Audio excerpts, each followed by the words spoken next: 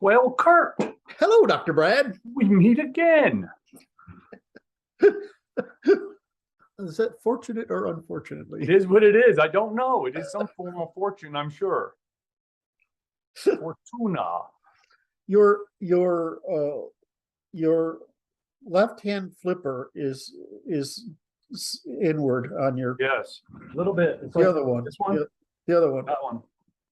This one? Not really. It's like Or my, is just your thinking working on my set a little bit. I could do you're a this. little sideways. That's There what we go. There we go. Sorry, kids. I want everybody. Heck, Kurt, what episode is this?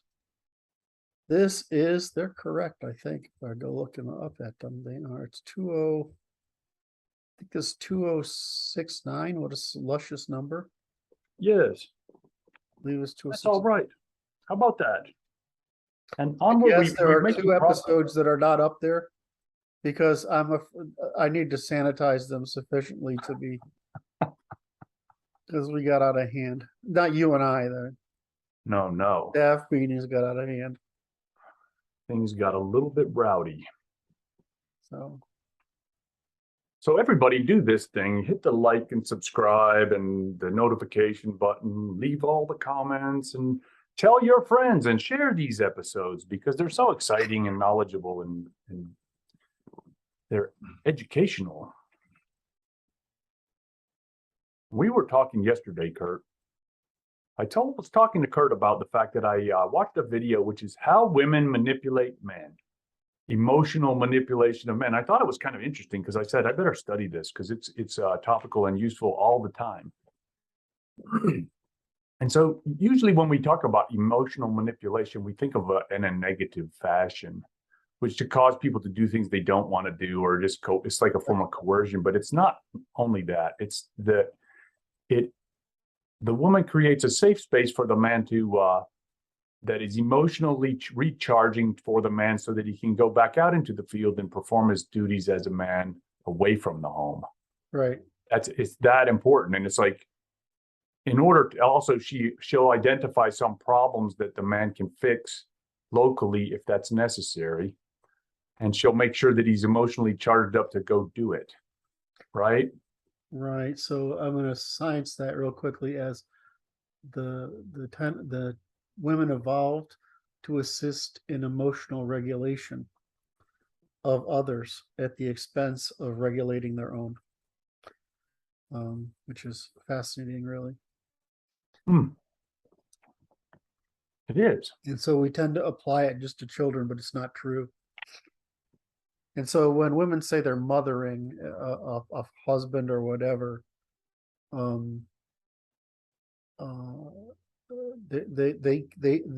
this behavior can be abused by men. It can be abused by women, but it is a functional necessity because we have to send our emotions way down through the corpus callosum, right? They're very low level compared to the immediacy and experiential primacy emotions are to women. Anyway, go ahead. So I just wanted to science. No, that's interesting. And it's like the fact is you're going to be engaged with that if you're going to be dealing with women. I mean, there's no avoiding it. And it's okay. Yeah, it's okay. I like it. Yeah, I think men like it. Because it's like if they're doing it correctly,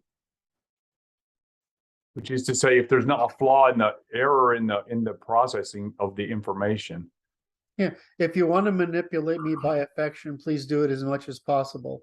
If you want to manipulate by nagging, please do it as little as possible. I mean, and I'm like, but it's more work to give you affection than it is to nag you from across the room.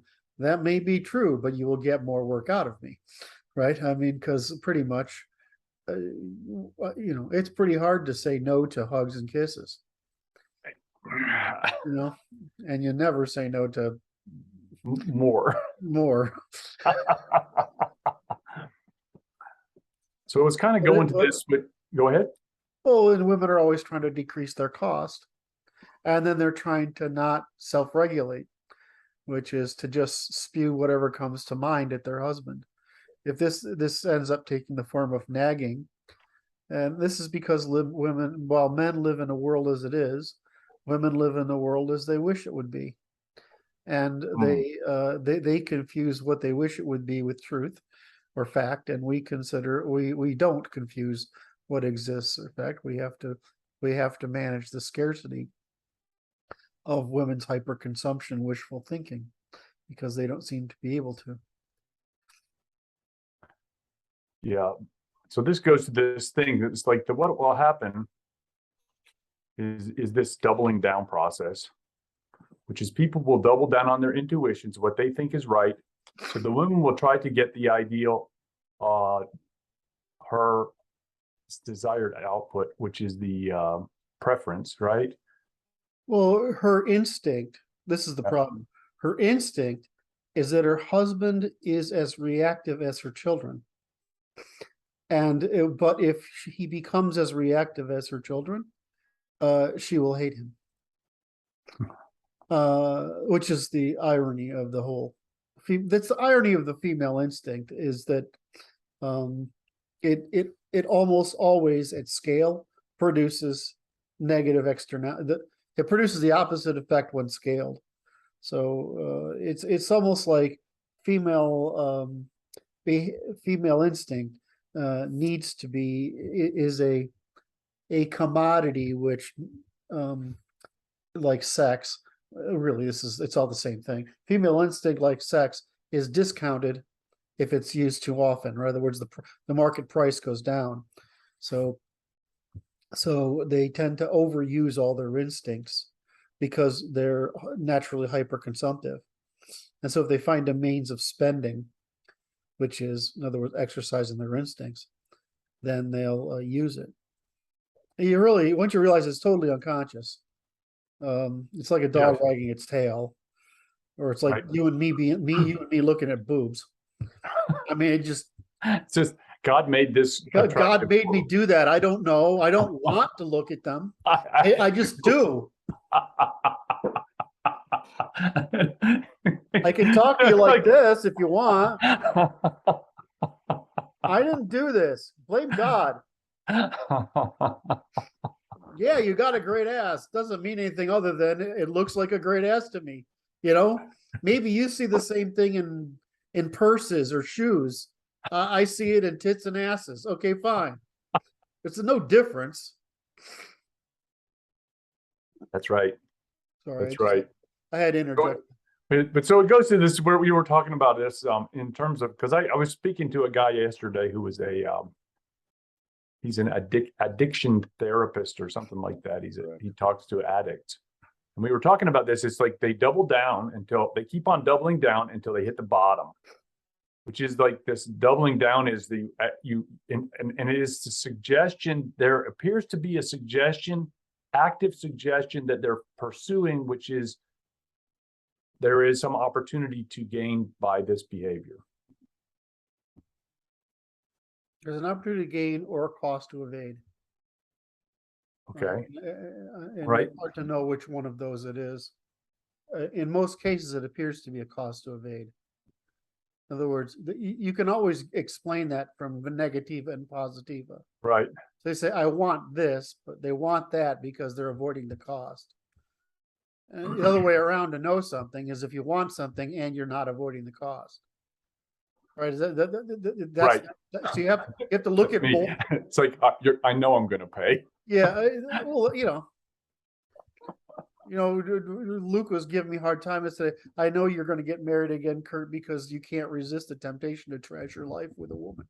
And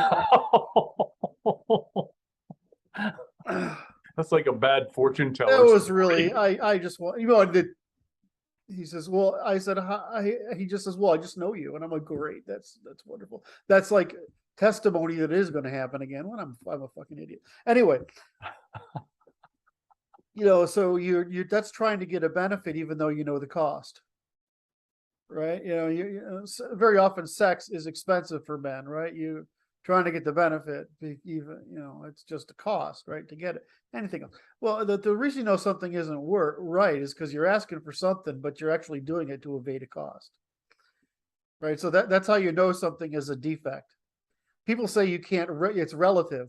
No, relativism is testable by that one test, right? And we What's just the have test to know what again? you're trying. What the test of relativism? Relativism says, well, there's no difference in value in what values or truth, my truth, my preference, this kind of crap. Okay, moral relativism. Or any kind of relativism. If you Okay. just talk about relativism, the instinct of the female is to evade all costs, right? And but that doesn't mean that only females evade costs, right? Right. It means or they avoid more costs than men do, right? That's all, right? So, but for a male addict, I mean, he says he wants the high, but he's actually trying to avoid paying the cost of self-regulation, which is a negative influence. So, whereas if you say, I want a new Ferrari, and I can afford it, and I'm willing to pay for it, there's nothing to be said there, right? You can tell where my mind at is, because the only thing I miss about being really rich is having my Ferrari. Anyway, let's go back. So the issue goes to this: it's like that, but there's an opportunity to avoid cost or to gain that is to be exhausted before the hard work of changing the behaviors will occur, changing the value structures. I know 1% of our audience will understand how profound this little bit has been, but it's actually a profound statement. Is that you have to do full counting to know if somebody's trying to lie to you by claims of relativism or claims of neutrality of value. It's really easy to look at somebody and say, well, it's the same thing I say when you're saying you're committing a crime or lying, is that I'm just doing a full accounting. What are you trying? Your stated objective is only a partial accounting, right? What about the cost? What's happening to the cost? Are you evading a cost, or are you paying a cost to get what you want? And are you claiming a true cost or a false cost? I mean, if you look at the cost side of the equation, you could do a full accounting. You can always tell when someone's fucking lying, right? I mean, that's the whole secret to testimonial truth is that if you can either testify to it or you can't. If you can't testify to it and you claim that it's true, all we have to do is look for the incentive. What cost are you trying to evade, or what theft are you trying to bring about? Is what a theft is just a cost evasion, right? A theft is a discount you obtain by avoiding paying the cost of getting it otherwise. So this is epistemically, this is a very profound concept, and so I'd hopefully that the audience, well, most of our followers are pretty sophisticated now. So, but the idea that, okay, if whenever somebody says this is a good, or I want, or we should, or anything positive, then you say, okay, how are we paying for that? Because there's at least opportunity cost, which is a choice between A Right. and B. So now is that way it's paid for? If we fully account for it, does it meet the terms of reciprocity? And is it pretty, don't produce externalities, that kind of stuff? Or is it simply an attempt to evade a cost? And you evade a cost by imposing a cost on others, right? That's what you're always doing. There is no free lunch. We're all part of the physical universe. We're stuck. The only difference is we can borrow from it by using each other, right? We can trade. So I can trade something with you right now that's a cost to me and a benefit to you. And then this goes back and forth. And that cooperation turns out to be really great. But at some point, party A or party B says, this ain't working out so well, right? But they're doing a full accounting. Like, in a relationship, I just want your fucking company and affection. Can you price that? Absolutely. Do you want to? No, it was too depressing. I've done it. You don't want to do it. That's awful. No, I've done it. It's like, that was expensive. Well, it's what I mean, you actually can price it. You can price it pretty easily. What am I getting out of this, right? Really? which is basically love and affection in company. Right. So what is the cost per day, per hour, per year of maintaining access to affection? Well, I mean, it's the cost, or it's the accumulated cost of not difference between not having that person and having that person. Right. Once you realize that, you realize why monogamy is so common in the world, despite the fact that almost every civilization allows polygamy. You know why? Women are fucking expensive. That's why. And they're getting more expensive now because. So I mean, and so They're overpriced. and so the problem for women is that they treat emotional burden as a physical cost, and to some degree it is for them. That's right. And so because they treat they work with empathize, so they actually feel these things. These are material. It's not a material cost, but it's a physical cost, right? Right. Two difference.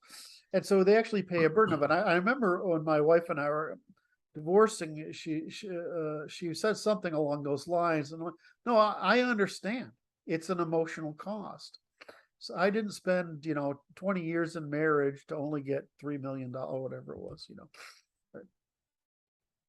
And I was like, well, you think I don't understand your cost? I do. I mean, I understand it's hard for you. Now, I just the difference is I can't pay that cost back, right? But you want me to pay it in material, right? Right. You said that you made that only investment, but during our marriage, I did there's usually an overlap, right? Right. But I can't pay you back. No one can pay you back for. That's right. There's no bank with that in it. No bank with that in it. You're actually buying and spending it all the time. Now, a woman, she's doing it because it's her instincts, and a man is doing it because his instincts. And most of what men do is they're giving up they're sacrificing, they're transferring opportunity for gratification to the woman. So that's what happens. That's the trade. Is that a woman assists in emotional regulation, and a man transfers opportunity for we call consumption, but experience. So we sacrifice our ability to have experiences, right? So that's the opposite transfer. So I'm like, oh, that is interesting. Right. So that's the opposite transfer that's happening. That's what I teach everybody. Economics and everything. Always look for what's being transferred both directions, because the universe does this all the time and it never stops. Why? Because the universe would break.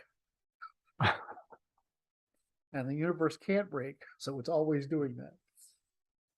Right. The universe will break you first.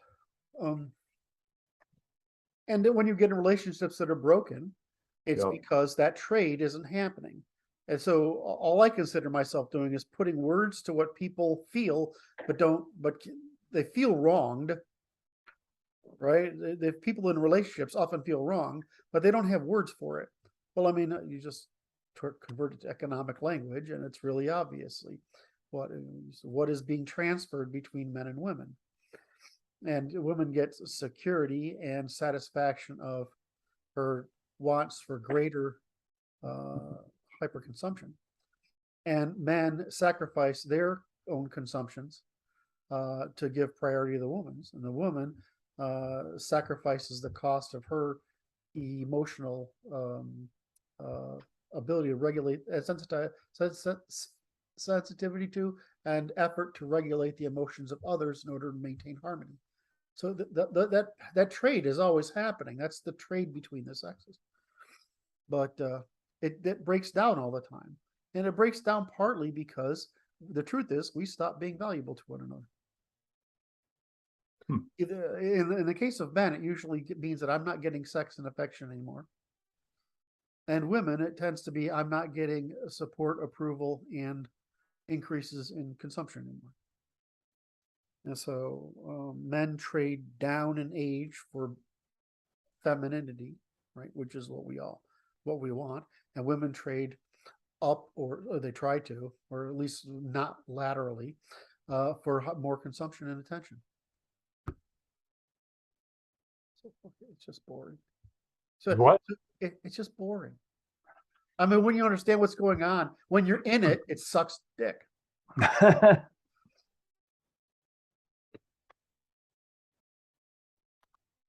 So this goes to this construct. I was talking yesterday to my dear mother, and I was like, yes, I told her that I was. How old isn't your dear mother like my mother's? My mother's She's age? 84. Yeah, so they're the same. They were the same age. So it's like this. It's like the issue is. I gotta say something. I gotta, so obviously since we're apart in age, you want to notice that my mother was French and Catholic, and your mother was probably German and Protestant. It's close enough. Yeah, well, I was just trying to make a state. I was just trying to ridicule Catholic girls for a minute there.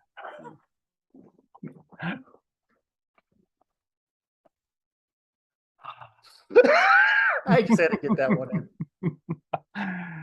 The issue is that the left is doing this thing. They're doing their feminine bias thing where they're telling each other lies, and they're doubling down on their lies to the point of moral exhaustion, moral outrage on the right. What you mean is that the men are tolerant.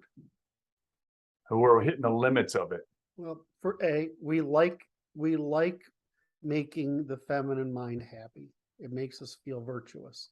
This is a problem, right? Right. When the Germans conquered Rome, they said Christianity made you weak, and it's true, and this is why, right? So you flipped it over, whereas women need to make men. So, right, they made it so that men need to keep women happy.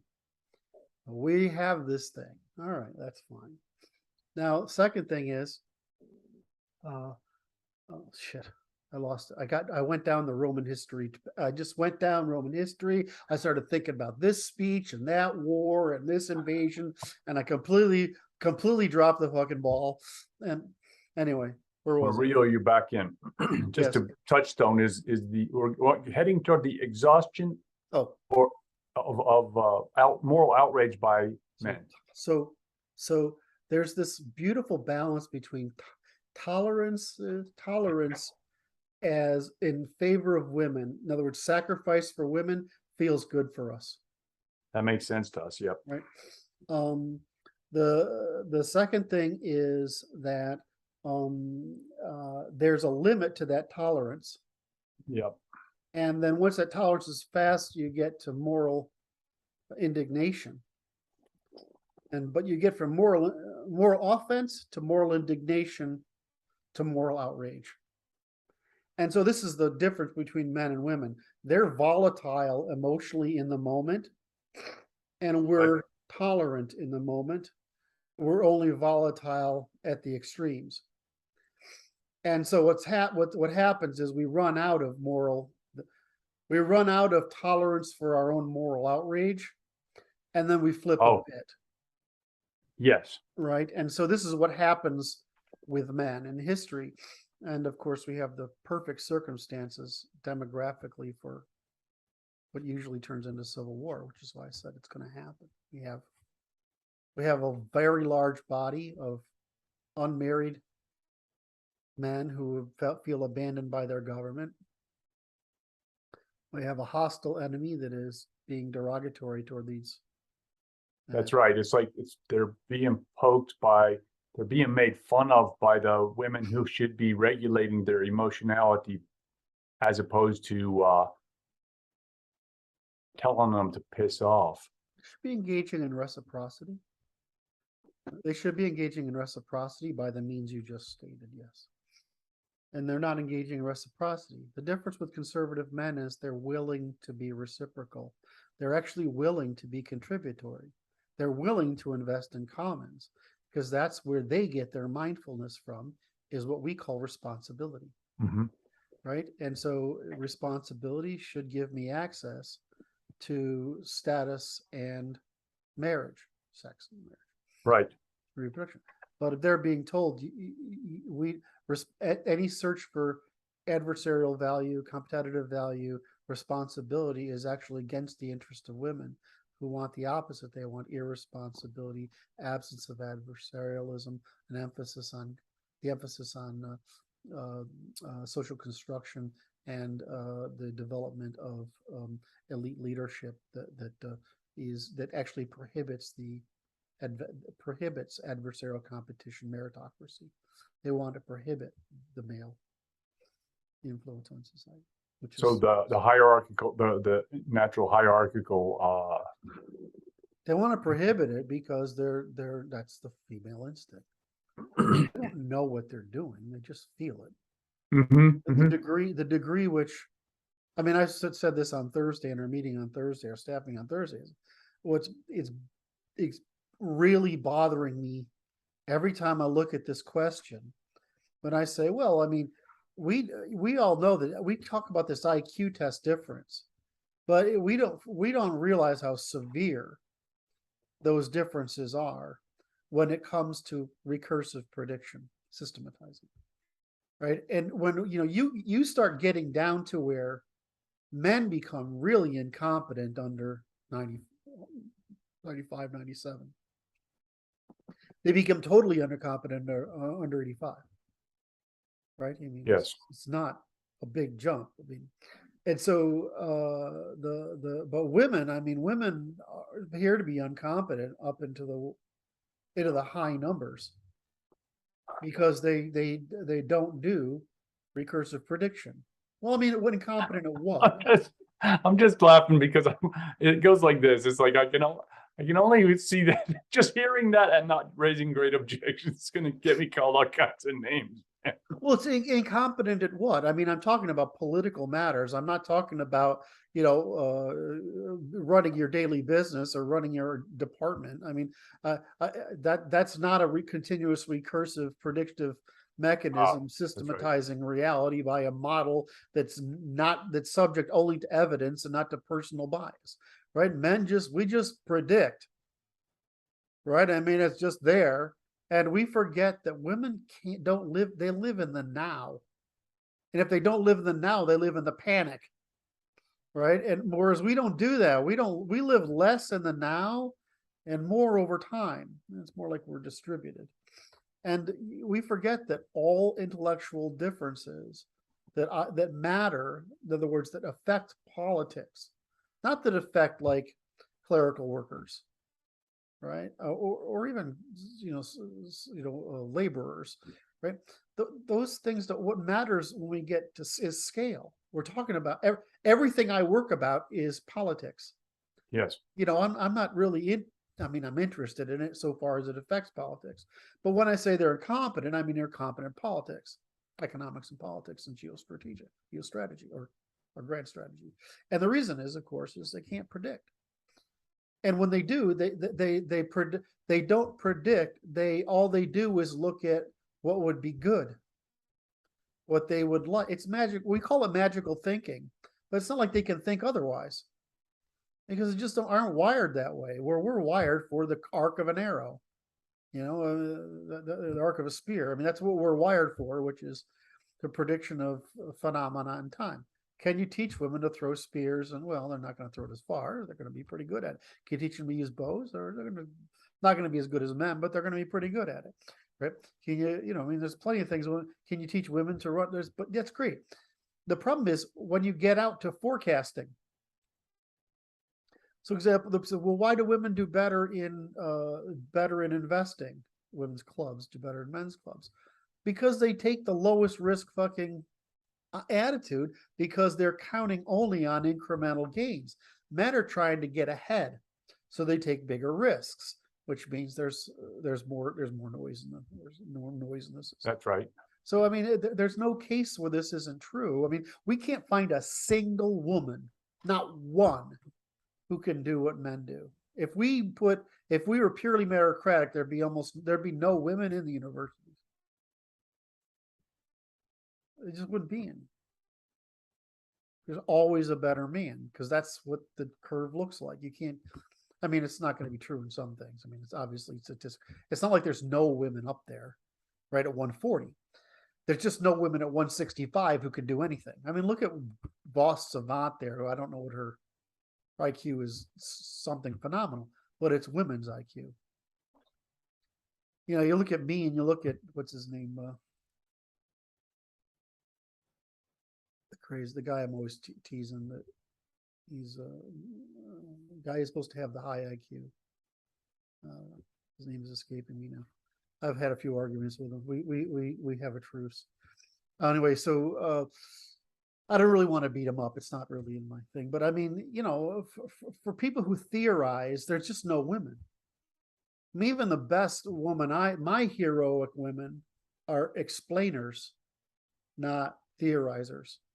So if I go like Eleanor, right, you know, or what's her name in mathematics, and there's a woman in physics, in economics, in math, and in logic. There are three women that I use as my measure of all other women because they're the best I can find, right?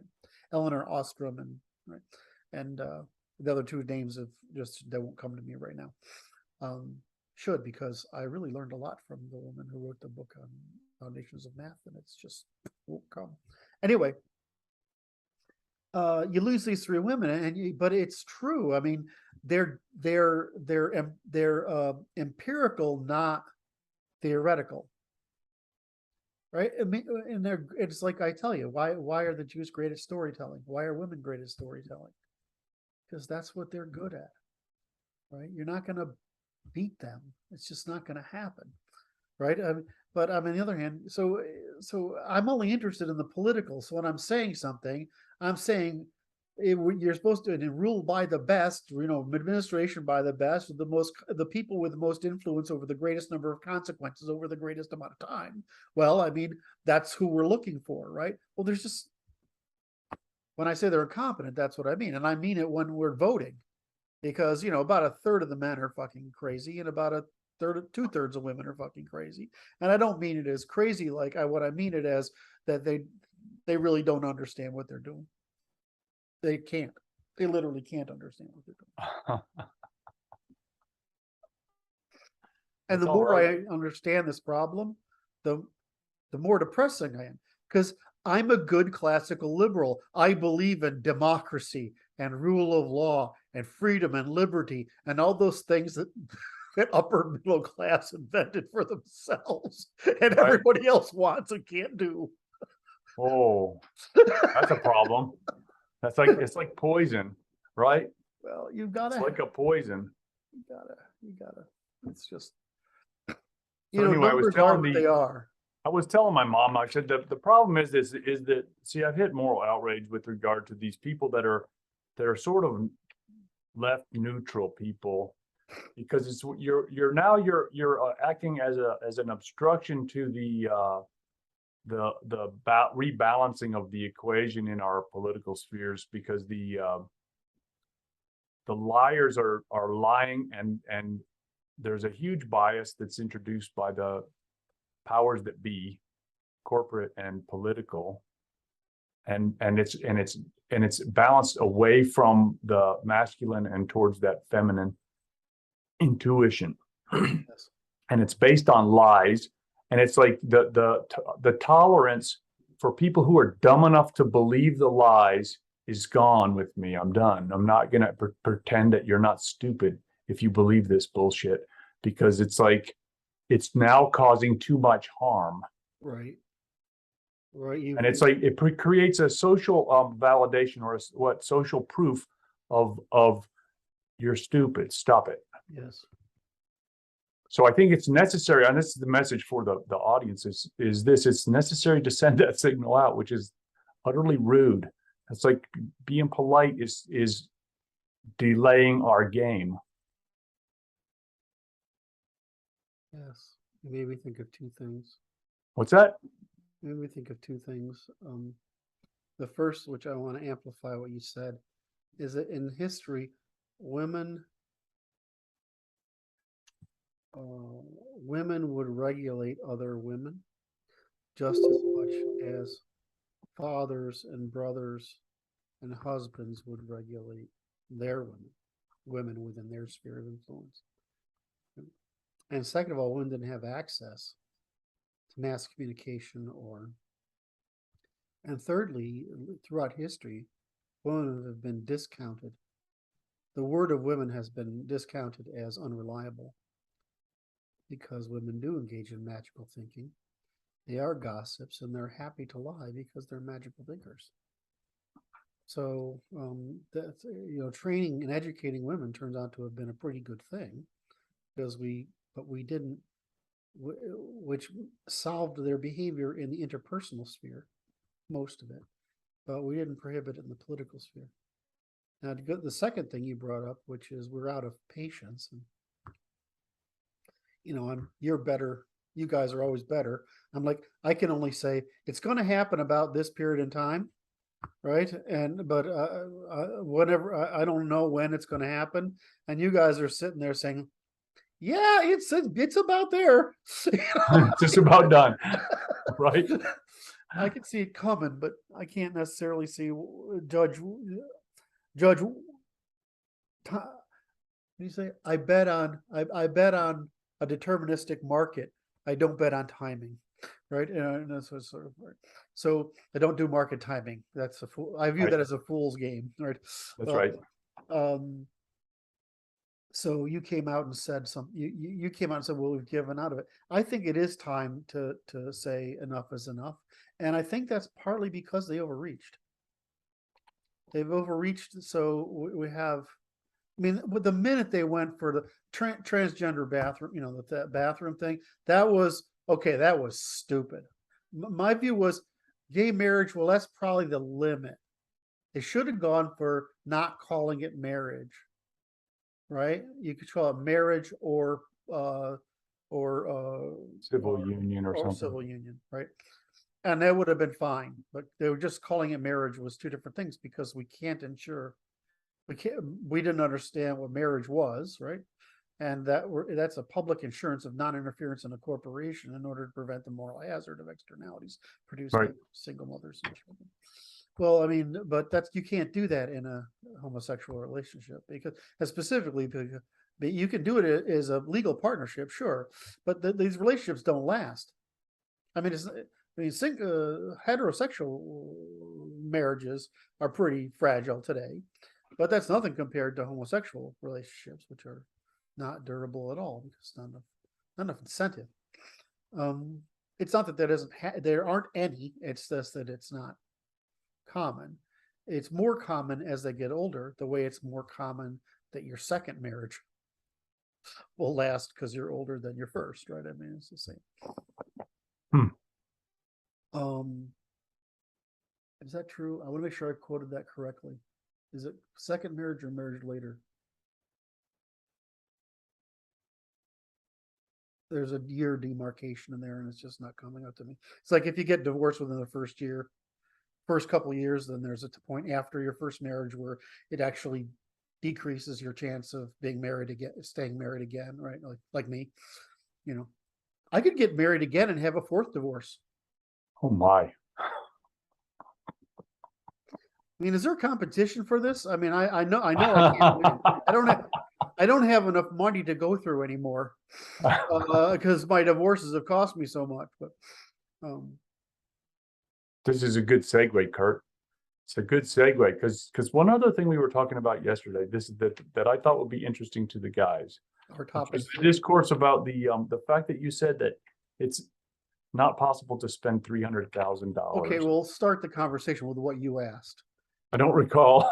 You said I don't know how much money I need. Oh, that was it. And I'm like, well, it's historically you need I don't know what the number is today. You need to own your house in $1 million. It's about that was the general rule until 2008. We're going to go back to that number, so I'm going to stick with you need if you have a million or two, somewhere between 1 and 2 million, you can retire, and because you just can't. Once you have a house and savings, you've got your house, your car. It takes very little to live. I mean, basically you have your entertainment and your utilities. Right?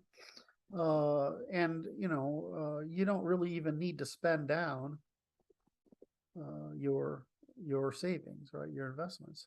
Most people do, but you don't need to. And there's no point in there's no point in trying to take it with you. So and then what happens, of course, is your house continues appreciating, and there's a point at which you're too old to maintain your house. I mean, it depends on how big your house is. I mean, if you're one of those fucking house like I had, I have to have a freaking housekeeper to maintain it as it is, that I live there alone. Right. I mean, what happens if I'm, in my current health condition, I could not maintain acreage and Right. this fucking log monster, 4 floors or whatever it is, of this monster log house. So, I mean, if you can have a ranch, right? Maybe, but even then it gets to be burdensome, and then you want to get down to a condo, where I like my condo. So, you get down to a condo because it's just less burden to maintain. So, but what does it cost to maintain that condo compared to cost of maintaining your ranch compared to your 3,000 or 4,000 square foot or larger house? When I was a kid, the house was 7,000 square feet. Wow. But they had farm hands. Right. Part of the business, really. So, so you asked me how much. You said, "Well, how much do you need?" And I'm like, "Well, let's just understand this." I said, "I try to make," and I've said this before, and I think people are surprised, but you only need about 300 grand a year at the current rate, and you can't spend it. You actually can't spend it. And I know this because I've lived in a situation where I've had to be traveling 100% of the time, right? Living in hotels and whatever, right? Rental cars and that kind Right. of crap, and eating mostly in restaurants. And it's fucking hard to spend 300 grand, right? You have to start doing stupid shit, right? Which you have to acquire, there are three. I'll work backward into the main point. Is that you have to start buying things as entertainment. You have to engage in hyperconsumption to spend more than that. It's probably the real number for most people is probably quite a bit lower. It's closer to 2.25 probably. Right. But you just can't do it. I mean, you can only eat so many restaurant meals, right? You can only stay in so many hotel rooms. Right? I mean, you just can't do it. I mean, and I'm trying to say, I'm trying to say that, there's a difference between my expense account and my income, right? There's two things going on here, but so, you're sitting in here and you're like, well, here's my condo. I'm a single guy. I got a condo, right? It's you finish it out. Like I had Italian leather and antiques, Nice. right? That was my thing, right? Italian leather and antiques, and right. And I don't keep it too busy. And it's a 1-bedroom apartment, right? You got a little room for that, and and what do you need, right? Beautiful view, right? So you buy that, and well, it's paid for. Okay, well that's it. So you got a condominium maintenance fee. Let's say you got 3 cars, they're probably paid for, right? Right? If you've got that kind of money. If not, what 3 car payments, right? I mean, right? Right. It's nothing, right? I mean, what do you have? Most guys that are rich, I know, have at least 2 cars, right? They have the car and they have the toy. Then you have to really blow money. You got to like buy a boat. That'll get rid of some money. Or you got to like collect tchotchkes, or you got to, you got to do what the stupid people, you see these musicians, right? They make a windfall of money and they're from the lower middle class most of the time, or the upper proletariat. They don't know anything about money because there's no tradition in the family of managing money. So they go out there and they throw $1 million parties for their friends. Well, I suppose if you do that once a year, it's probably fine. But if you do that like every 3rd fucking week, I mean, you burn through money like crazy. Or you get like, what's his name? Nick Cage bought a fucking Tyrannosaurus skull, right? I mean, I sort of ran out. I had the Porsche, the Ferrari, the Jaguar, and the Tacoma. I ran out of places to park them. Right. You just can't park them, and you can't. And you realize I can only drive. I end up not driving the Porsche. First of all, because I thought I'd get killed in it, or get a ticket in it every 5 times I drive. Because Porsche, the way they're geared, like you look down to change the volume on the radio, and all of a sudden you're going 60 miles an hour faster than you were before. Right? The Ferrari's not like that, right? It's more of an experience of driving. So you go out. So you can't spend all that money. I mean, you just add it up. Like you just have these programs that tell you what you're spending your money. I mean, I can spend $30,000 a year in restaurants. You can. It's actually hard. Right? You have to be taking people to dinner in business and things like that, right? You have to try to spend it. But if you don't go out and collect stupid shit, right? All right. And you turn this spending as your form of entertainment, which is the problem. If you don't make spending your form of entertainment, then you actually can't spend 300 grand a year. I mean, you have to be, only thing you can do is buy virtue signals or spend as entertainment, like for you or for someone else, right? That's it. But how were you going to go? Where were I trying to go with this? So this is the problem most people get into, and this is for most guys, right? Is the spending for entertainment. What you want, of course, for me, I've always owned a business, or I've been the senior person in a business, right? All right, top 3 guys or something. And so when you're in that position, the business is so time consuming that you can't spend money on entertainment. That's the reason to be in something you want to do, right? If your job is such that you don't want to be doing it at every moment, find one that you do want to be doing it every moment. That's right. That's really it. I mean, it's because you can't spend for entertainment. All you're doing is continuously making money. I mean, so for me, I always divided my world into my girl and my work. And home was overhead. That's it. And so what you do is now I'm not a great example because I'm I take really high risks, right? I try to do big things. Most of them succeed, but not always. Like I can lose millions, right? I can make millions. I can back in the day. I mean, I could make hundreds of thousands or lose hundreds of thousands, right? So, but I mean, for the kind of guy who wants to accumulate wealth, you really can't. I mean, you don't need that much money, and you can bring that number down. Read The Millionaire Mind. I mean, it's a really good little book there. It just tells you that. I mean, it's like Prince Charles is walking around the other day. We see you can see through the bottom of his shoe. Right. Yeah, sure. It's an $800 shoe. He's had it for 35 fucking years. And I get the same thing. I don't know. I have those, fancy black men's shoes that cost $300. I have those little Italian loafers that are specially made, and they're $400 a pair. I mean, yeah, but it seems like a lot, except you don't. I've had them for 15 or 20 years, right? I mean, they just go forever, right? And what's the worst that happens? You go pay the guy 60 or 80 bucks to put a new sole on, right? Yep. So I've never bought a new car, right? I've never bought a new car. I'm going to drive a Jaguar. The first Jaguar I bought was X number of years old, and it cost me just over $20,000. The second one I bought was just a couple years old, and it cost me just over $30,000. These are $110,000 cars, but they depreciate instantaneously. It's like BMW 7s. Oh yeah. Go buy a BMW. It's the best car you can buy, right? I mean, I think I'm a Jaguar guy, but that's a cultural taste, right?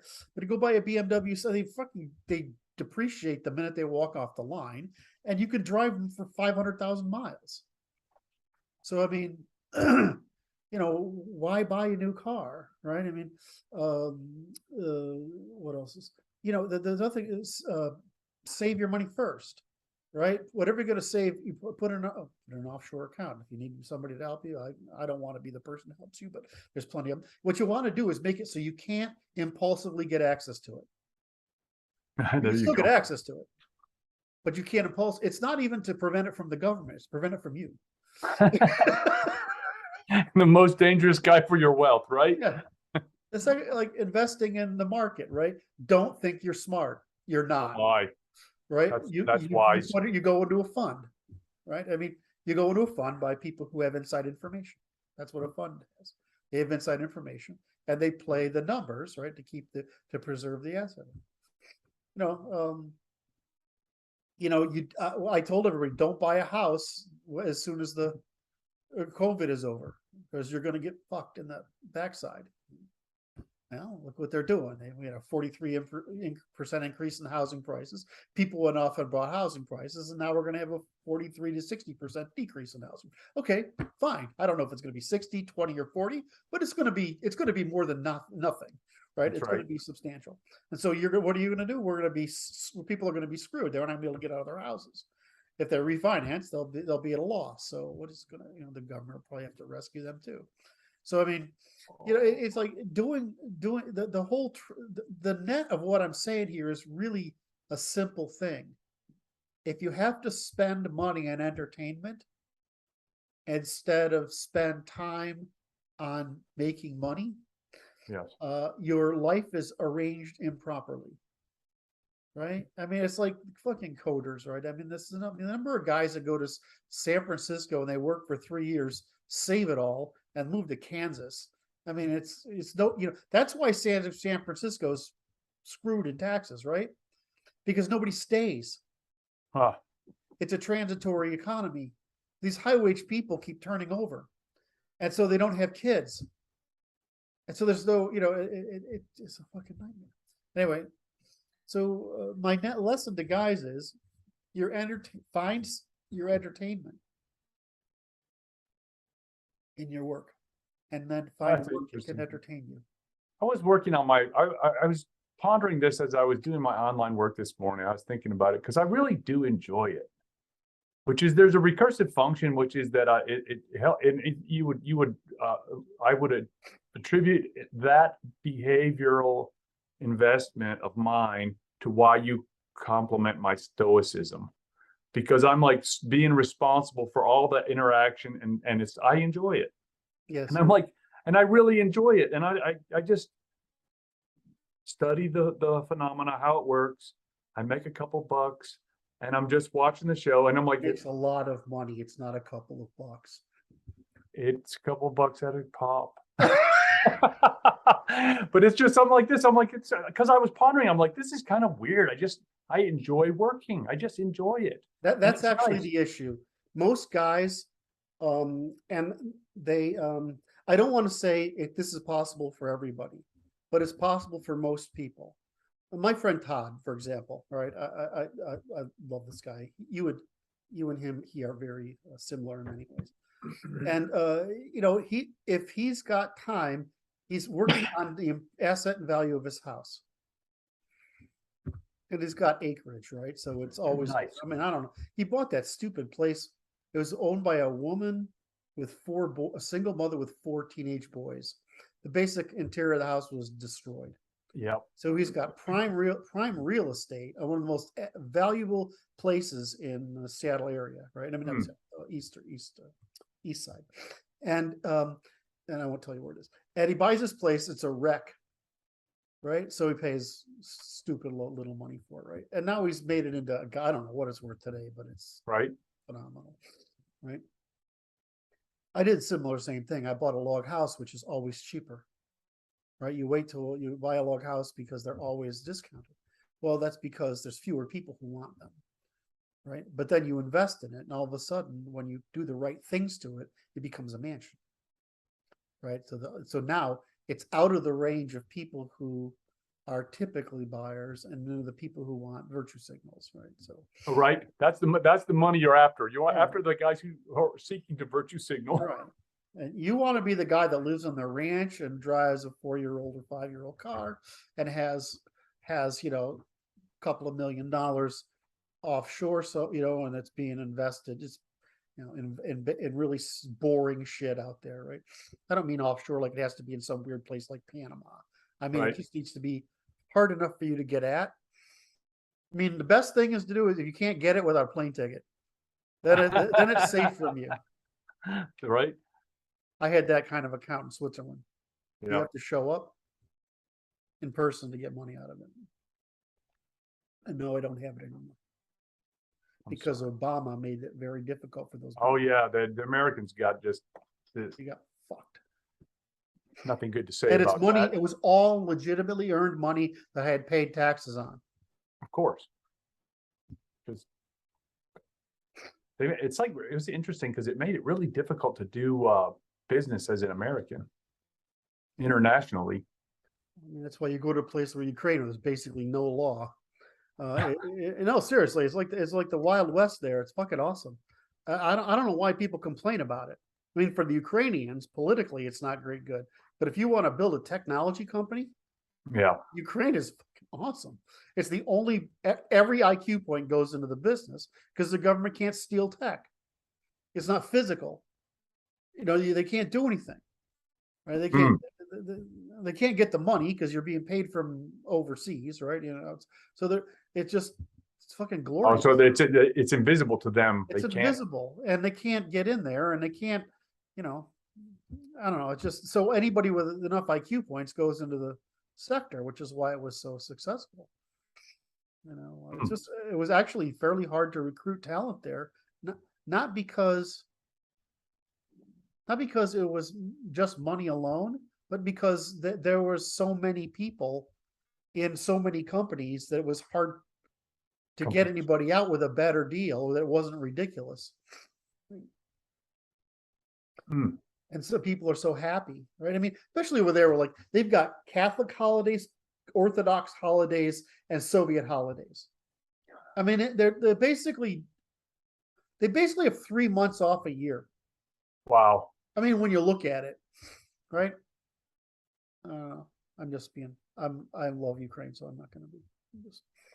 That's right. But as a businessman, that was a little bit difficult to deal with because people, of course, they want to be paid their salary, even if nobody in Ukraine works from December 15th to January something. You know, there's Right. nobody works. Maybe December 1st, right? I mean, because they have St. Nick's Day on December 15th, which is our equivalent of Christmas Day here. We open the presents, and then Christmas Day is more religious and family. Yes. But they have Old New Year and New Year. They have Catholic Christmas and Orthodox Christmas, and I don't know. There's some fucking Soviet thing in there or other, international fucking something day in there. I don't know, but it's like there's a goddamn holiday every third day from December to the end of January, and it's like no wonder people in the Russian sphere are drunk and fat for that's the way you stay warm in the winter. Right? You stay inside. Sounds right. I don't know. I'm just being a smart ass now. Anyway, so the real answer is what I see today is guys have checked out, and they're spending money on entertainment, because it's basically not fulfilling. You don't get anywhere with it, and there's other guys. I mean, the guy who worked for me, I was so proud of. Got out of college, bought an expensive car just so he could build a credit on it. Bought a BMW 5, something like that. As soon as he had enough credit established, he bought a property he could fix up, right? He fixed up the property and then moved in to cut his whatever. And then he had other guys come in and rent rooms that basically more than paid for, so he was making a profit on the house, which he then took and rolled into another house. I don't know, he had like 4 houses. He was like 27 years old. I don't know. That was worth him over $1 million. Nice. I mean, and that's just why, because, and this is one of the guys I talk about who's always, he's always calling us because he's telling us, I got a threesome again. He's in a hotel room somewhere and he's calling all the rest of the sales guys bragging about how he's one of those fucking guys. He's crazy. But he had a really high energy level. I don't think he was that handsome at all, but his game was phenomenal.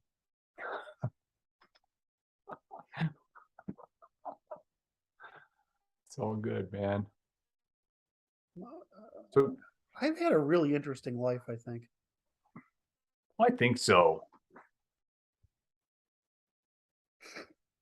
So how's the work? How's the work? Work is fucking awesome. Give a report to the fellows that are watching. Okay, so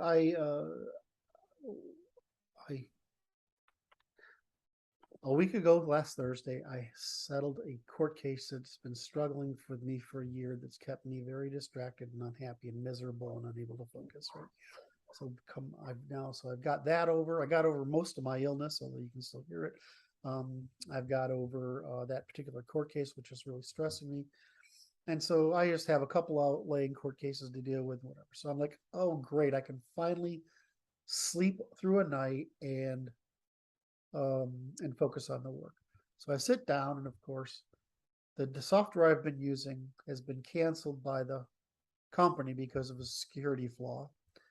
And they're not responding to my support request because it's been canceled. And moreover, there's a bug that's emerged in it, which means anytime I try to change the order of anything or add to it, I can't. In other words, it's dead.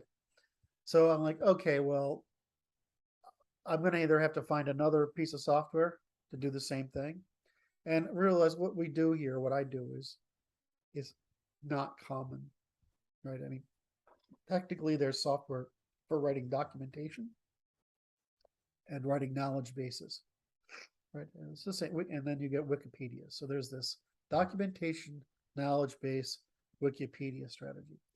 But all I want is documentation. Right. But I have specific requirements in that documentation, is that I have to be able to organize it hierarchically. Right. And I have to be able to print it out as a book. And it has to be fast enough that it doesn't frustrate me while I'm writing. There is that. All right. And so the problem is, of course, the Wikipedias are really slow. The knowledge bases are slower. And the documentation, there just aren't many of them, and they're not very good. Anyway, somebody came out with a new one. They took the core of the knowledge base thing and made it into a documentation system. It has one minor flaw that bothers me a little bit, but I can get around it. But otherwise, it looks great. It's really fucking fast.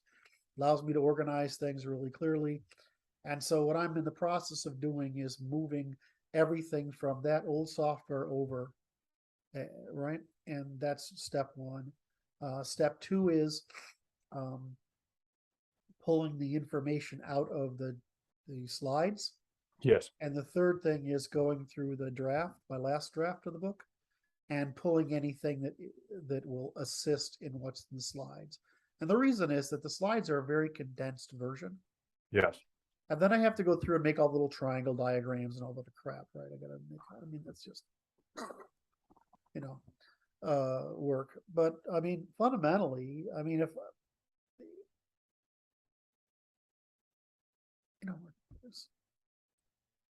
if you state it declaratively, right? In other words, this is just how it is. It's actually, it's not that hard. It's pretty dumb. It's mostly definitions, really. Yes. Right. It's mostly definitions, and then describing the equilibrations. The hard stuff is the logic, which is, I'm going to have to go over 3 times after I write it, right?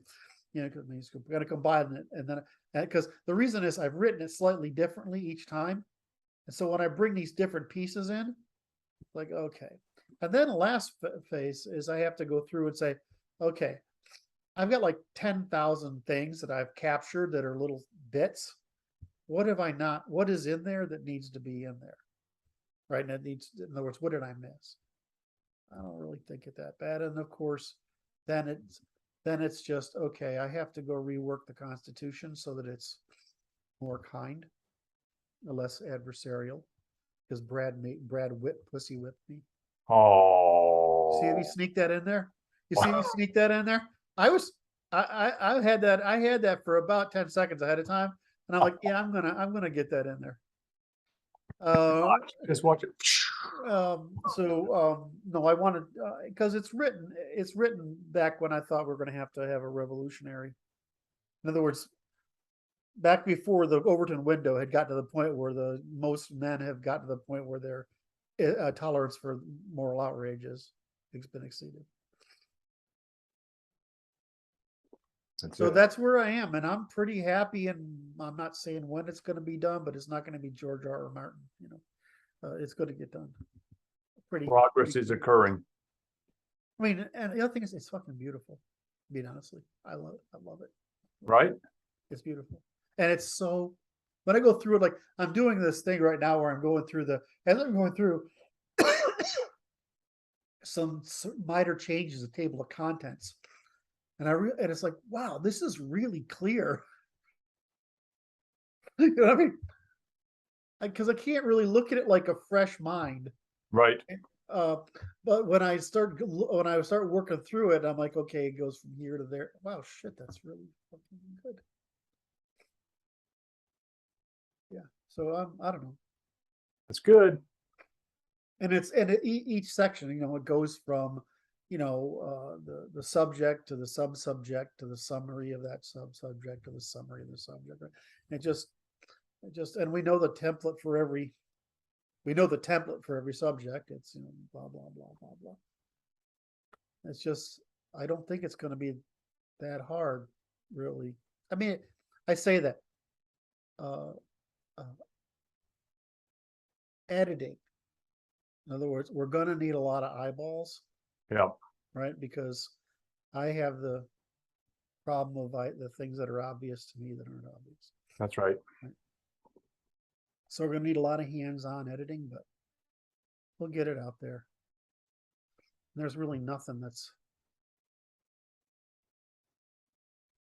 I mean, the Constitution has most everything, and then the book, the first principles over here, most everything. The logics. I mean, I wrote the logics like in 2017 or something. I mean, it's everything is there. It's hard. It's hard and solid. So, I mean, stuff will need. There's some things like the grammars. All right. Now, when people actually watch our video of the grammars, or they watch my method videos instead of these chats, they're generally blown away. Right? I mean, just the grammars alone is holy fuck, right? It's quite interesting. The first principles is like interesting to read all of them, but it's once you grok that it's just one algorithm at scale, right? It's just continuous recursive disambiguation by discovery of evolutionary processes that contain that capture more stable relations and more energy, allowing for more energy conversion. Or once you realize that's all that's going on, it's kind of, oh wow. So we're just all the family, the clan, the parenting, the classes, the generation. All these things are just means of calculating, increasing the scale of calculation. Right. Right. It just, once you see the pattern, it's like, oh God, it's so simple. I mean, the stuff, I don't expect people to be terribly fascinated by neurons and columns and right, the cortex and the hippocampal region and the frontal cortex and holding attention through the thalamus, right? I mean, I've got to have that there because I got to show that we start out with the physical universe, going to vibrations, going to nerves, pulse, and I got to do that because I got to eliminate any chance of woo-woo. Right? And even in the first principles, I don't think people are going to care too much about all of them. It might be, there's certain things that are really interesting, like the structure of religion and mindfulness, the necessity of mindfulness, right? And the function of religion in producing mindfulness. I think that's pretty interesting because that might be interesting. The stuff that most people really, it groks for them is group evolutionary strategies. Yes. Because that's so explanatory. Right. So, there's a couple of, demonstrated interest, truth, reciprocity, or demonstrated interest, reciprocity, truthful testimony, three means of coercion, and group evolutionary strategies. And if you get that, I mean, that's it, right? I mean, there's, that's the condensed version, and then it's just, okay, well, how do we make that happen, which is the law. And the law is really, like it's a paragraph. So, I mean, the thing is, how do you know that's true unless you know all of it? And I mean, you got to get to the end and say, holy shit, it's all based on one principle. And it's consistent throughout. Right. Right. Right. And so it's this necessary proof that's just it's very detailed and quite lengthy. Yes. But I don't know what the end product is going to be in length, really. I have no fucking idea. But I mean, we've definitely cut. I mean, because I used to have to do so much verbiage to tell a story about something that now I can just say declaratively as essentially a formula. So I mean, I went back, I don't know, a couple of months ago, and I reread the book on the parts I wrote on libertarianism. The book, because I've literally finished the book on libertarianism, right? I mean, it's a critique. I just don't want to be known for that. I'll put that out later, so I'm not taking the thunder away from this thing. And I'm like, right.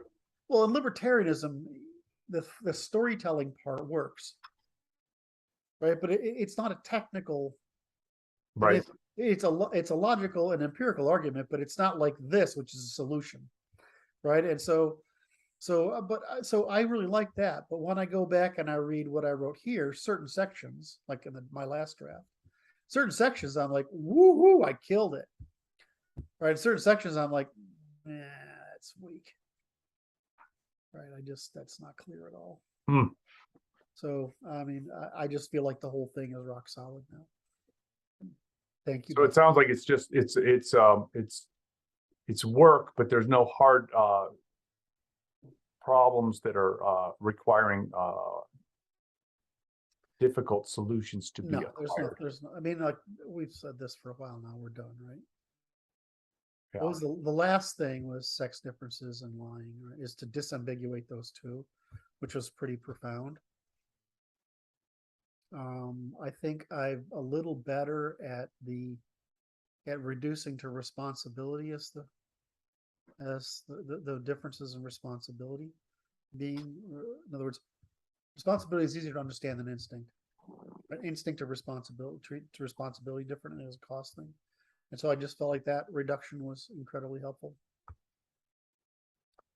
Responsibility evasion or concentration versus responsibility expansion and bread.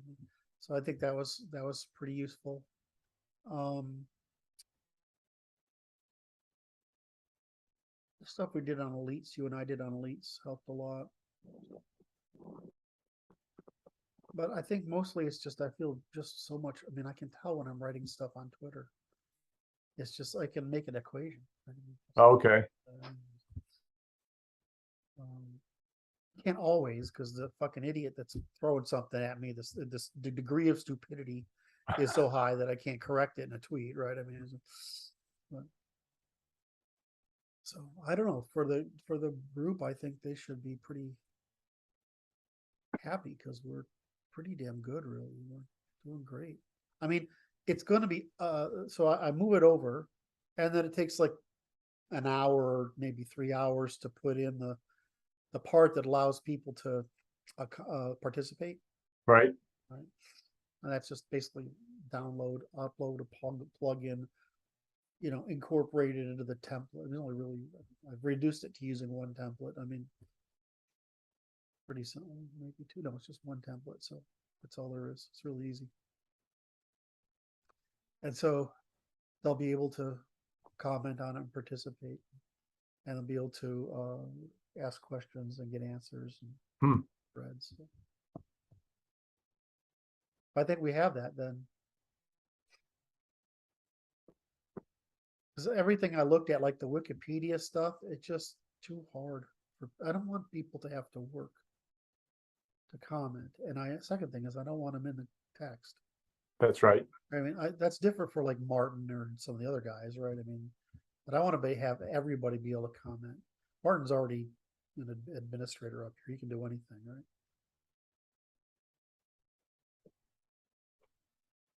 So I guess want to have people to be able to say, what about this? What about that? Because, yeah, there's for every 20 questions, there's 19. But there's always one that's like, shit, that was smart. I should have right. asked that. So I want to get as many of those as possible. And then stupid stuff like I'll do the illustrations for the diagrams, but then we'll hire that out. Once they're all there, we'll hire that out to That's right. a vector, because I'm going to use PNGs, right? Graphics, but we want it to be vectors. Yeah. Very good. I think it's pretty good.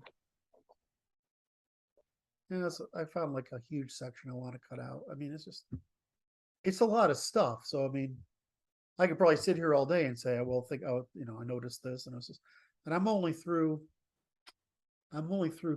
sociology. I've just finished sociology. And now I got to do politics. Oh no, I'm starting politics and then group strategy. Right. Right. And also politics is the end of part 1, part 2, or whatever it is. What is politics? It's part 2, the laws of nature. And then I go into group strategy, which is observables, right? Right. And that's really fun stuff. And then the law, and then, well, the Constitution. So it's just work. It's not. That's it. It's also not. The great thing is, it's not like, when most of the time I'm like, I write for an hour on Yeah. something I understand, and then I go, shit, I don't know how to solve that. And then I have to think for 3 days. Right. Right. I mean, there's nothing left like that. It's just, how do I say this better?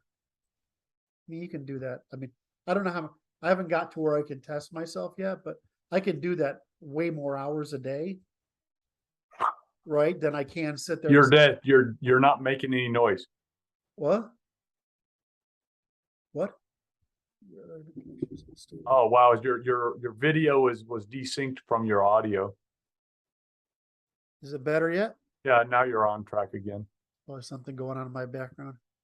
That was Either weird. that or I live in this condo, right? And every once in a while something says I want too much bandwidth. Right. I forgot what I was saying. My apologies. Well, it's not like it's the thing is, I can sit here, like if I'm trying to work like research and solve a problem, it takes a long time. That's right. I say I'm writing. I mean, am I writing? I'm not like sitting down like an author of a story and just telling a story. When I'm writing, I might be reading papers. I might be just staring at the ceiling saying, how the fuck does that work? Right. I mean, who knows? I might be driving down the street and going to the supermarket while I'm thinking of this, because it's no point in banging my head against the wall. Right. But when you're doing this stuff, it's literally writing, right? You're like, how do I say this? Which is like, okay, there's a template we've got this template for each subject. And it's just, okay, some of the subjects need to be filled out. Right. What problem are we trying to answer? Right. What are the definitions? I mean, just boom, boom, boom, boom, boom. It's a textbook. That's right. That's right. I don't know what people are expecting. But it's a textbook. I expect a textbook.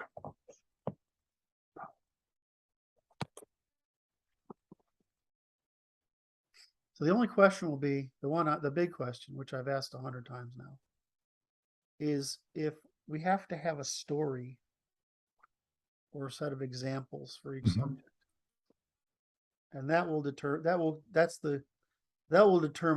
if the book is long or not. Right. So there's, if I can say it, I mean, read Wittgenstein, or who's the best one? Yeah, the Jewish guy kicked out of Judaism, Spinoza. Right. These are like these guys writing bullet points. Yeah. Well, a lot of my work is like that, right? It's just declaration. Right. So there's a lot more to it, and there's probably some sense that there's a bunch of people who want a story to in other words, they want a story for the bullet points. So we'll have to see about that. But problem solving, research done, Right. line there, content mostly existing. It's really a matter of how do we make this readable? Put it all in the same template form, make it readable. Right. Find all the holes. What do we screw up? What do we miss? What did I say this way here and that way over there that's confusing? I mean, that's all editorial shit. Our guys will figure that out. They're good. We lost one guy that bothered me. He had potential. I know why it is. Too much negativity. What do you mean? There's just a bunch of, like, you got me past my angry stage, right? Okay. There's some guys who don't come to us with an angry stage. And they don't want to go through it. Oh, they don't want to be near the angry people. Right. And so I need to find a way to separate that group. The angry people from the more tempered. The not angry. I mean, it's more like the sciencey people from the political people, right?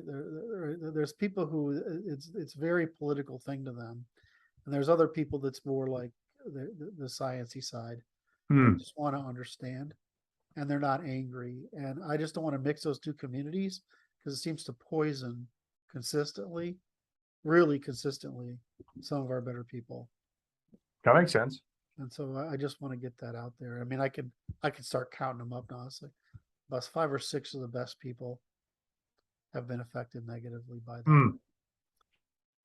And since I'm no longer researching the Mad Boys, I have no reason to interact with them either. Right, there's no reason for it. It was a reason when I was trying to figure it out.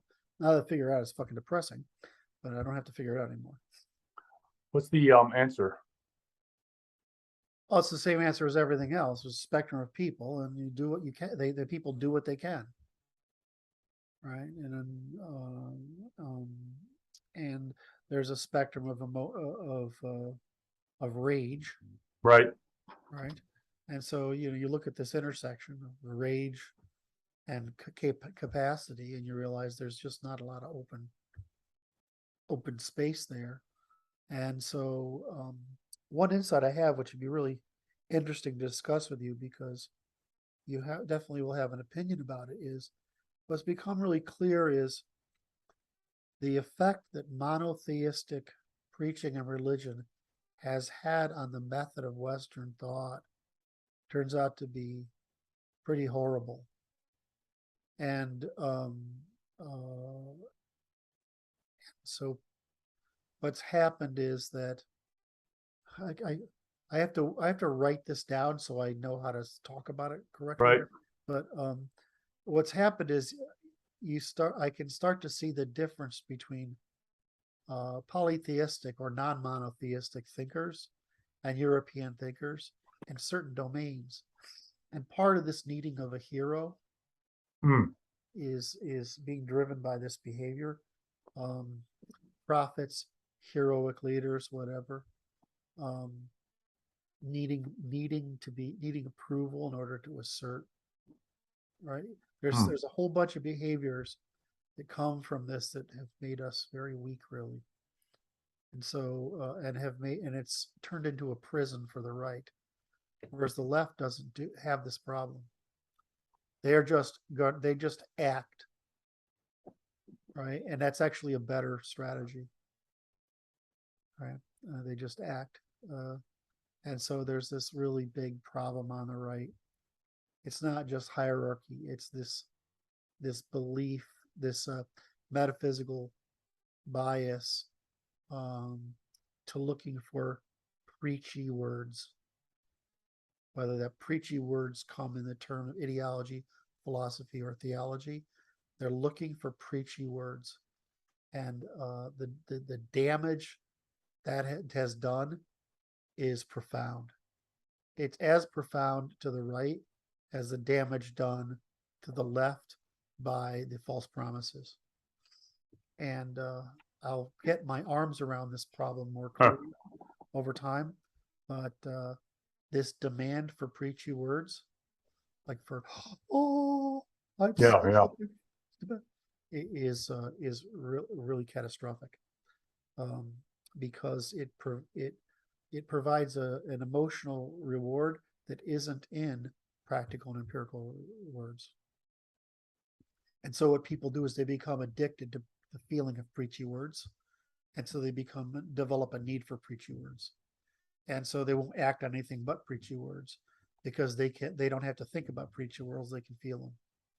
And so I'm like how, and whereas if I look at the Chinese or the Indians and the Japanese, they can use aspirational words, right? They can use motivating words, but they're not preachy words. And that if I could get that out of us, that would be great. But that's going to be another metaphysical thing that is almost impossible to change. The left has developed an allergy, effectively, to preachy words. Right? Right. They've adopted pseudoscience. So we have to get the right to essentially to what our science is, which is natural law. And they have to be able to do that the way the left does Marxism, neo-Marxism, postmodernism ideology. We have to produce that instead of preachy words. We have to move us out of old archaic model of moral intuition into modern and world of moral intuition. It was only over the past few weeks that I've understood the damage of preachy, the Christianity or the Abrahamic method, or the dominance of the church. The dominance of a monotheistic Christian church has brought in, and it's really kind of bothered me. But it's one of those things that if I noodle on it back of my head for a couple of weeks, I'll be able to put into better words. But it's an addiction to. It's just like women need emotional motivation, right? Or the left just needs to hear emotion, not reason. But their arguments are rational. They're just pseudoscientific. Whereas the right doesn't have rational arguments. They sound rational. They're observationally rational, but they're not. They're not organized. They're looking for a solution that is created in preachy words by preachy people, which is why they're weak. I'll have to work on it more. Right. The insight came to me a little while ago or whatever, and it's been the insight didn't. A niggling feeling in the back of my head was there for a while, and over the past couple of days, I've been able to see it, and that's one of those problems. I'm like, I know there's something wrong on the right. I understand this factionalization. Yeah. I understand the cognitive problem. I understand the rage problem. But what is this other thing I can sort of see, but I can't put my arms around it? It's the need for preachy. Doesn't matter if it's a general or whatever. The left doesn't need that. Anybody can get up and say something and it'll spread. Right? And they'll act on it. They don't need permission. Right. The permission's implicit. Right. I'm a little scared of what happened if right people were as active as the left. Things would be over tomorrow. Could I ask a related question? Of course. I have no idea. I'm not following because I just view it as noise. The Trump fiasco, right? The Trump legal fiasco, whatever's going on. I'll circle back to where I was chatting with my mom, and it was like there's a bias that's in my mom that I had to get. I was mad at her about it because it's like this is like I've lost patience because it's like this. There's in the center, the so-called people who would think themselves to be the neutral center, they have a bias that's liberal, in that complaints about the 2020 election are deemed to be settled as fact. That's doesn't count. You're complaining about something is just nonsense. Whereas she brought this up about Trump and his so-called problems or alleged problems that are being adjudicated at this time, and it's like it's not done. It's if you have evidence, I'll pay attention to the evidence of wrongdoing, but it's like on both sides. It's like I claim to be the more neutral in that I will if you say there's a problem here, bring me evidence and we can consider it. But it's like you don't bias it in one direction only, which is what's been done, which is I have no patience magical for that. thinkers. They believe the world as they want it to be, not as it is. And we believe the world as it is, not as what we want it to be. And so that's the problem, is that they can't tell the difference between approval and truth, and disapproval and falsehood, because they're magical thinkers, which is okay because the female mind generates demand, and the male mind generates supply. Yes, It's a great trade-off, right? Where we get fucked in comfort, and they get stuff. right. Well, they get sovereignty and stuff. They get control of reproductions. Shit,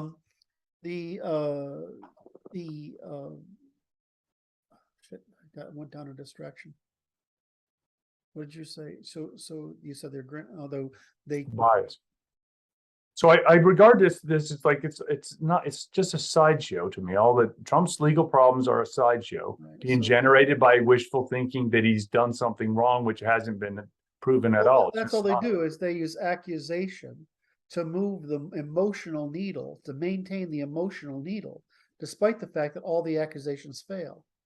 Yes. So they're outrage. We call it false accusation and outraging, right? Yes. We call it false accusation and outraging. Now, false accusation, straw manning, and outraging. And so what they do is they just maintain what we call ideology, which is political momentum, political interest, by maintaining outrage, right? But all of their and they do it by goalpost movement. Right. So they maintain the attacks on the character of the individual, but they never admit the failure of their prior attack. They don't. It's totally maddening. Right? Well, no, it is because they're magical thinkers. They only care about the emotion, not the truth. It's extremely disturbing because what you're saying is anybody who would do that can't vote. Yes. They're self-selecting themselves out of political participation. Yes. And that's terrifying because I want to have, political participation. You can't actually have. In other words, the dream of democracy is impossible. It's way worse than we thought. Our people thought if you educated people, you could have an educated. Dude, that was just an error. Oops. Shit. I view it as I down the wrong rabbit hole there. Christian equalitarian optimism. Because nobody else made that fucking mistake except us. Nobody else made that except Christians. Oops. So, oops. It's okay. So you're just stuck with this problem of you can't. I mean, the problem is called our democracy. Well, I mean, we don't live in a democracy. We live in a democratic. Those people want to think they are. Well, that's magical thinking. Yes, I know. All right, they engage in magical thinking, and they try to do this magical thinking with enough emotion to create social construction because enough people can't think. It's magic. It is magic. It is magic. So it's social construction. Oh, so I mean, Babylon. It's Babylon. Babylon. So I mean, you just get into this. Well, that's who invented this shit, right? Of course, it would be Babylon. They invented this shit. Those guys were smart, man. They're fucking evil. Yeah, well, there's that. Not all of them. It's an excellent argument response. Not all Babylonians are like that. I was so thrown by those words coming out of your mouth, it made me dizzy.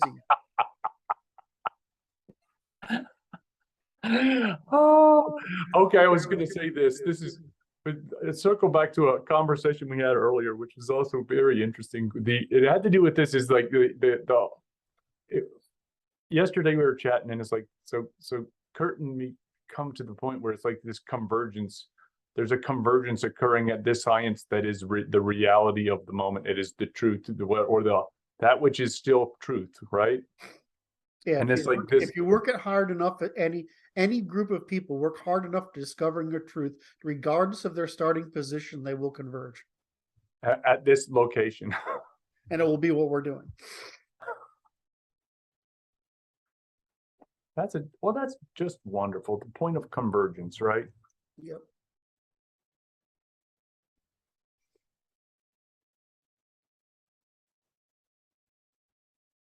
There's something too. There's the people that are circling. They're trying to stay in orbit about the truth and not arrive at the truth, because they're gaining something from being out here by social construction. So there's an energy that's repelling them from the truth, which is they have too much to gain by the nonsense that they're trying to tell each other. You know, we say this all the time, right? We slay sacred cows, That's it. and not enough of us are able, emotionally and psychologically able, to slaughter all our sacred cows. I mean, I'll slaughter mine, I'll whine about it, right? Which I do frequently, and you ridicule me about. Because it's funny. What? That's just because it's funnier that way. But I'll slay him anyway. Right? I'll complain about it, but I'll slay him. Right? I mean, and to some degree, it doesn't stop me from walking in a bunch of little old ladies yesterday and saying, you know what I love about being around you ladies? So many of you to flirt with. That's right. Right? I mean, it's just, you know, and they get all giggles, right? So doesn't mean I'm going to change my behavior as a person. It means I have to change my expectations of what's politically possible. Right? There's difference in personal, interpersonal, Right. social, and political. Right? You can afford niceties in social circumstances. Right. Right? You can afford charities in interpersonal circumstances. You can afford a lot of forgiveness in, you know, in close relationships, right? I mean, these are all, but you know, there's not a lot of room for error at scale. That's right. Because it's cumulative, right? I mean, you know, cumulative error, and it's also not correctable. Whereas if I do something stupid to somebody I care about, I can always go, oh, sorry, I was fucked up here. Let me make it up to you, or you know, that's okay. It's correct. It's, in other words, it's restitutable, right? But you know, political error isn't restitutable. Right. You know, positive law isn't restitutable. How you like that one? That was a profound one. I don't think that'll sink in enough people, but that's.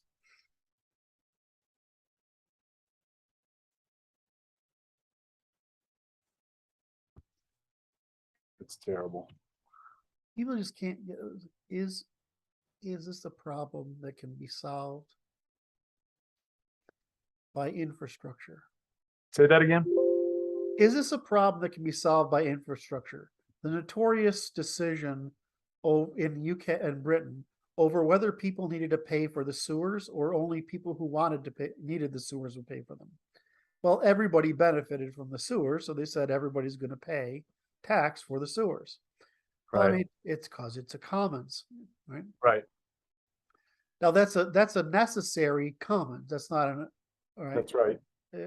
A bridge might be a necessary commons, or it might be advantageous for some people.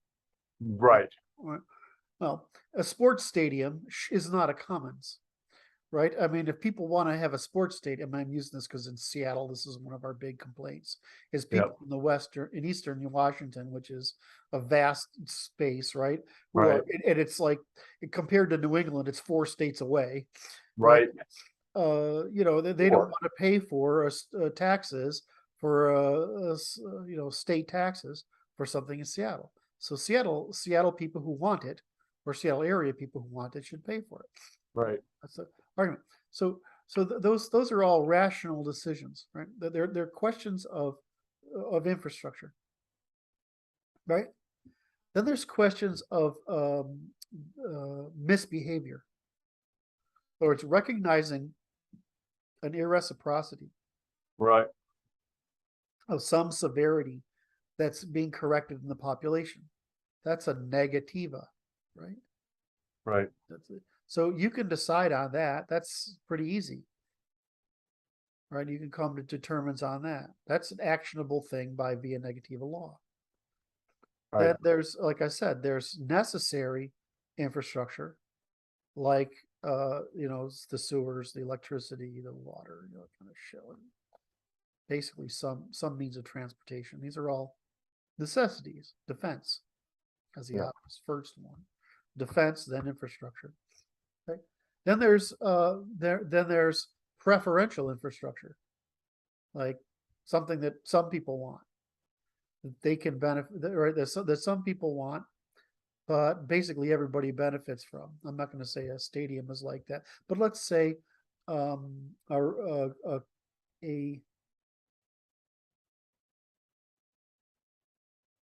modernization of some part of the downtown, or I'm going to use Seattle again. The water, the bank against the water, right? Yeah. Modernization of that benefits, a lot of people. Okay, I understand that one because it makes everything beautiful, right? Then there's preferential, which is like the stadium, right? And I'm like, I'm not paying for the fucking stadium. Right. I don't want to go to. I don't want to pay for that, right? And then there's corruption, which is making the public pay for a private good. Right. Right.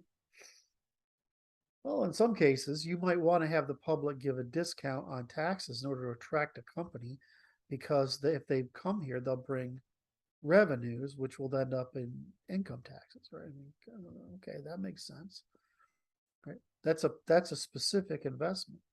Yeah. That all of that stuff is solving a known problem or a known good.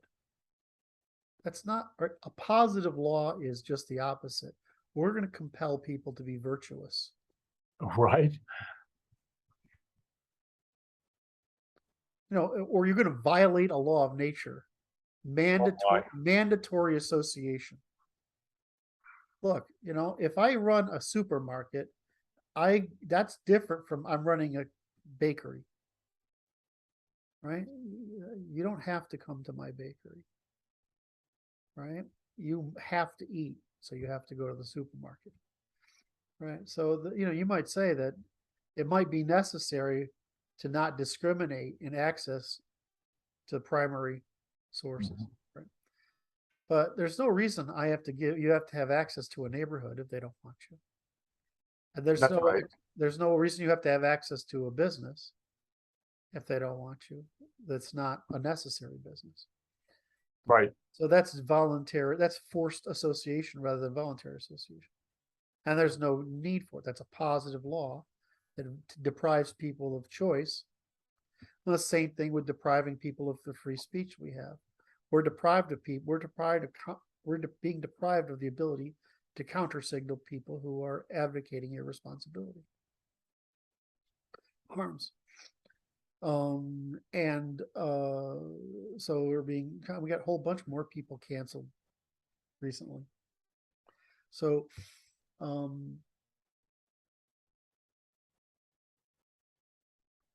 was I going? Okay, so we have this spectrum of things that are negativas. They're solving specific problems. Right. Right? That's actionable. That's testable. Solving poverty. Is that possible? Absolutely fucking not. It's not. Nonsense. It's not even testable. Right. It's just nonsense talk. It's not actionable. It's not testable. Right. It sounds like it's just corruption. Of course it is. And then it produces externalities. So it's like, I'm not, I am not a homophobe of any kind. I don't want to be hit on by them. And I don't enjoy their culture, but fucking man, if it makes you happy, have at it, as long as I don't have to see it. Right? And as long as my kids don't have to see it. That's right. But I mean, it's not a marriage if it's not for the purpose of reproducing children because the purpose of a marriage is ancient and it has to do with very specific requirements that mean the community is the reason you have a marriage in public is because the public is ensuring non-interference in the corporation of the marriage. Right, that's Right. public is ensuring that. That's why you have public marriages are public. But but you can't claim that about this because what's the externality produced by two gay people separating? There isn't any. There's nothing to do with reproduction involved there. Now, they can acquire their own kids, but that's still nothing. There's no they have to acquire their own kids. So that's a different issue, right? That's issue. But when you're producing kids, right, in the sense that we mean it for intergenerational transfer, and you don't want to export the cost of the children onto the commons, everybody ensures that you are not going to be interfered with, so you never are at risk of exporting the cost of you and your wife or their children onto the commons. That's the meaning of marriage. It isn't love, it's insurance, which is, of course, what we do to everything, right? We make a positive, virtuous statement of a negative protection. And that's what we do to everything, which is why, of course, justification rules. Everybody's taught justifications, positive reasons. They're never taught the via negativa that we're trying to correct with the justification of the positive. Right.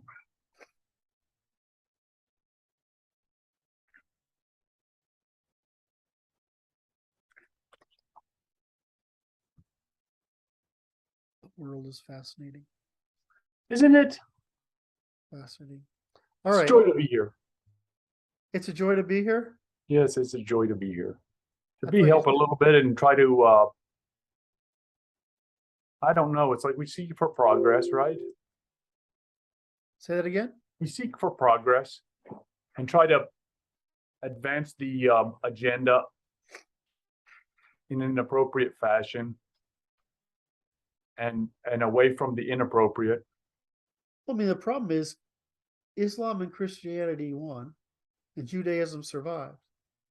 That's a big fucking problem. So now how do we fix that? Because they're doing it again.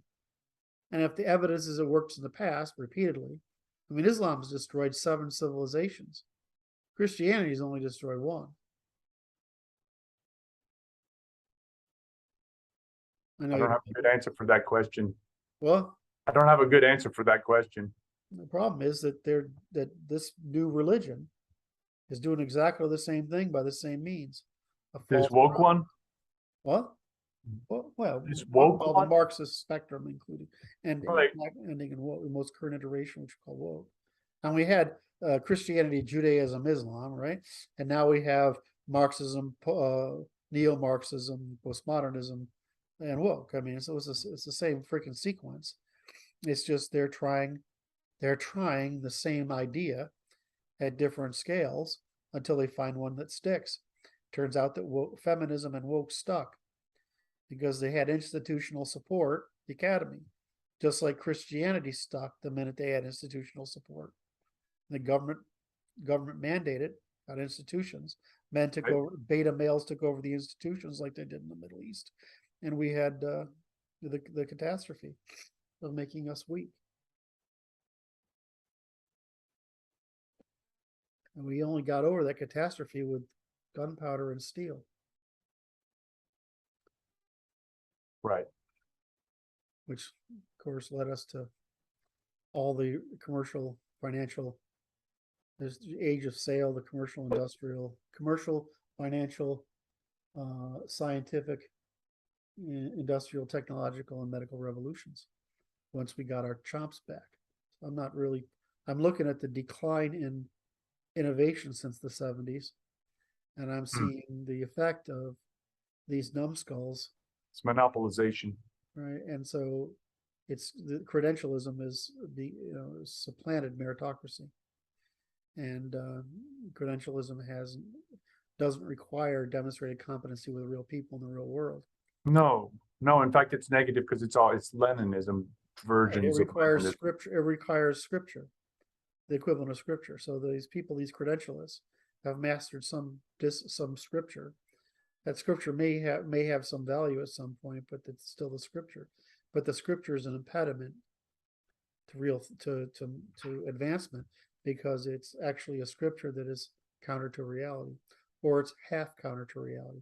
It may be descriptive of reality in some minor sense, but it's evasion of reality in some other sense. Well, it reminds me of the Mandarins learning how to draw their characters. Exactly. So it's a fashion show. Yep. And it's like, I mean, okay, if you look at Biden's cabinet, it's the island of misfit toys. oh my. Seriously. I mean, that's the most dysfunctional, But it's like the Brits. least demonstrated administration, the least demonstrated company that's ever fucking existed. Perfect. And they even a lot of them served under Obama, and they're still incompetent. They were incompetent then.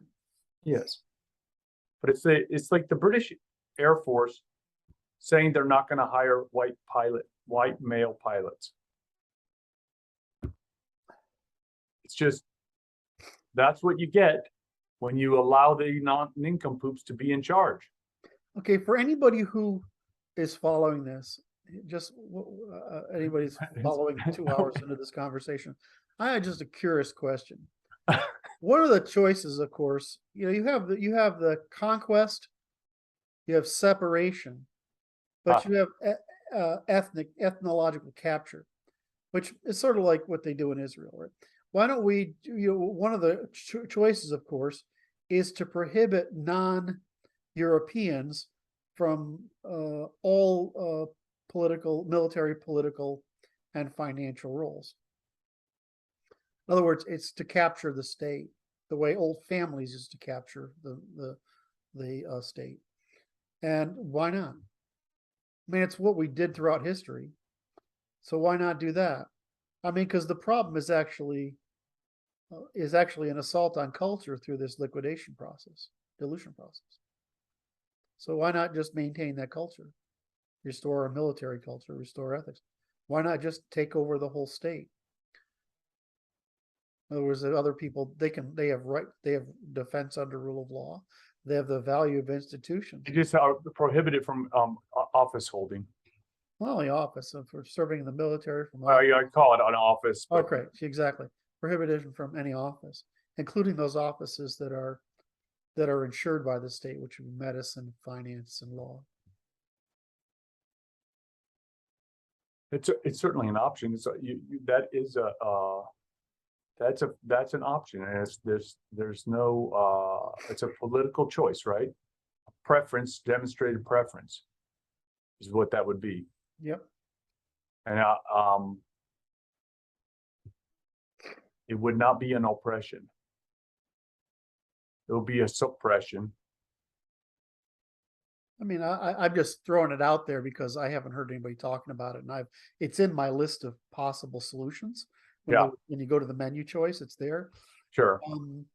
And if I asked that question 2 years ago, I would get a different answer than I would get today. And so a lot of my things I asked, when I said we're going to have a revolution, people say you're high, it'll never happen. Now fucking everybody thinks it's going to happen, right? When I said we have these choices, well, which one would you choose? Of course, they chose conquest. Do people believe we can conquer them anymore, or want to? Right. Well, I think people really go for separation, and I think this separation in city-state has legs too. Well, this story, they're coming out of California, New California. Yeah. Well, they've been at this a while, right? Yeah, but this is it got serious. It's like they showed the cutouts. It's like these 5 counties are not going to be part of the New California. Yes. Like, wow. And it's like this. If you allow that will solve that political problem. Yep.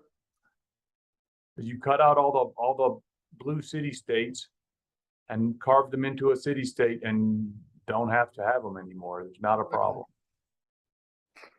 Well, I would say you cut them out of the federal government too, but they don't like that one. Well, I'm not here to argue that in a negative sense, because I wouldn't argue with that, but it's like reverse dilution, because it's like what happens is you create a new state that's red, that has 2 senators, And that dilutes the 2 senators that were previously from the blue Blue state. states, yeah, of course. I think it's the right answer for everybody, right? It's the right answer is to devolve it to the local area so that people can have the norms, traditions, and values they want, even if they're guaranteed. The federal government continues to guarantee them a Republican government, rule of law, right, and the constitutional rights, right?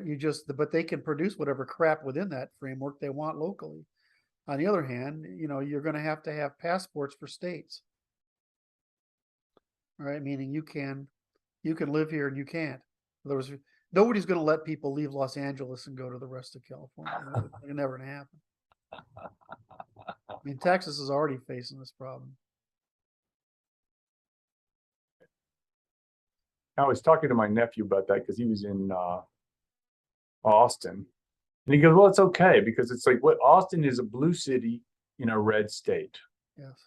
It has local control, and they can be crazy here, and it's not going to influence Texas. Yeah. That's okay. It's when they try to generalize their rules that they cause the problems. Local. There has to be a reason for ascendance of law. Right? In other words, and the reason for ascendance of law. General adaptation, you mean? No, I mean the other way around.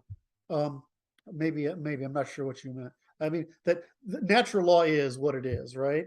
There has to be. You can have a government of natural law, right? That's just a federation, right? But what does it have decisions over? It has decisions over conflict, right?